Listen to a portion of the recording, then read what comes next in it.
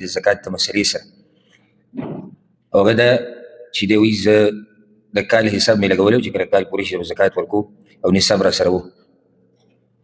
نو چې بیا ما صحیح پوره حساب وکړو نو 3 میاشتې مې له پاسه اوړېدلي په کال باندې 3 میاشتې اوړېدلي. نو زه اوس څنګه طریقه کار وکړم او کال به بیا د کوم ځای نه حساب و؟ الجواب اول خو دا خبره یاده ساتئ چې ګوره زکات د الله رب العزت حق دی. د الله رب العزت حق دی زموږ په دې مال کې. بیا دومره څه چې الله راکړي دي په هغې کې لږ څه الله راته ښوولي دي چې دا به ورکوې په هغې کې هم فایده زموږ ده. د الله فایده وکړي ده فایده زموږ ده. نو د الله رب العزت حق ادا کولو کې به کوتاهي نه کوي.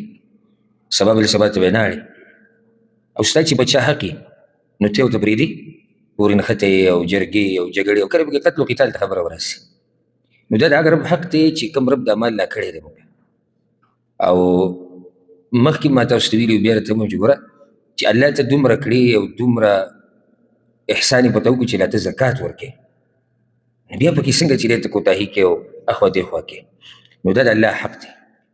دې کې به اخوا دېخوا نه کوې چې کال پوره شو او نصاب در سره و. د نصاب خبره موږ کړې وه. تفصیلي درسونه تېر شو د عمدة الاحکام او په هغې کې موږ نصاب ذکر کړی و. د نغدو نصاب څومره دی، د سرو زرو، د سپینو زرو، تجارتي چې کوم سامان او داسې نور ډېرې مسلې. نو چې کله تا ته پته ولګېده چې کال پوره شو او نصاب تا سره و په دې نصاب باندې کال پوره شو نو بیا زکات ورکړه. اوس دا په حساب کې خطا شوی دی. 3 میاشتې به اوړېدلي څه وکړم نو ته به زر تر زره اول کار دا وکړي چې زکات به ورکړي د یو کال. اولنی کار به دا وکړي ځکه چې دا واجب دی علی الفور یعنې ته به په هغه ټیم ورکوې. اوس هسې ګوره که چېرته داسې وی چېرې زکات ورکول په هغه ټیم نه دي لازم ته وروسته هم ورکولی شي.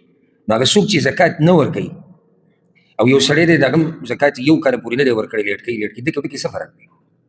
یعنې صحیح ده چې هغه باني جوړوي د نه ورکولو دی خو یې زه ورکوم قدام کوم ځای ته کیسه راورسوله.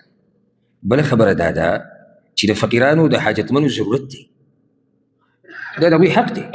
الله وایي هغوی له ورکړي.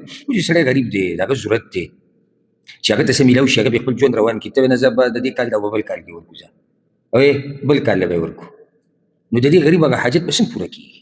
چې کال پوره شو بس ته که لږ زکات پکې کېږي او که ډېر زکات پکې کېږي ته مال له ورکړه او که بل څه دی هغه ورکړه خو لیټ کوې به نه. یو خو دا ماته اوس د الله حق دی او د مرګ ژوند هېڅ پته نه لګي. بس سبا له ته مړ شو ته دا یقیني ماته ویلی شي چې ستا بچي به دا ورکړي. هېڅوک یقیني ماته دا نه شي ویلی او کېدای شي بچو ته د دې حساب هم معلوم دی چې هغه د څو کالو زکات په تا باندې پاتې دی او تا سره څومره مال و چې د هغې باندې زکات ورکړو. کېدای شي هغوی ته بالضبط حساب هم نه معلوم. نو دا حق د الله دی دا حق د الله دی په موږ باندې. نو چې حق د الله دی په موږ باندې نو د دې په ورکولو کې به تادي کې کوتاهي به نه کوي. دې ورته اوس موږ ته د یو کال زکات ورکړه او وګوره چې 3 میاشتې مخکې تا سره څومره نصاب او څومره مال 3 میاشتې مخکې چې د 3 میاشتې د کال سره دا به نه حسابېږي او ستا نصاب او ستا د کال حساب هم هغه زور دی. لکه زه به داسې ووایم چې یو سړی دی د هغه کال پوره کېږي په اولنۍ میاشت کې 3 پې واوړېدې نو چې 3 پې واوړېدې نو څومره میاشت چلېږي اوس 3 اوس نه وایم د یو سړي نصاب د یو سړي په نصاب باندې کال پوره کېږي په اولنۍ میاشت کې او 3 پې واوړېدې نو دی په څو میاشت کې دی؟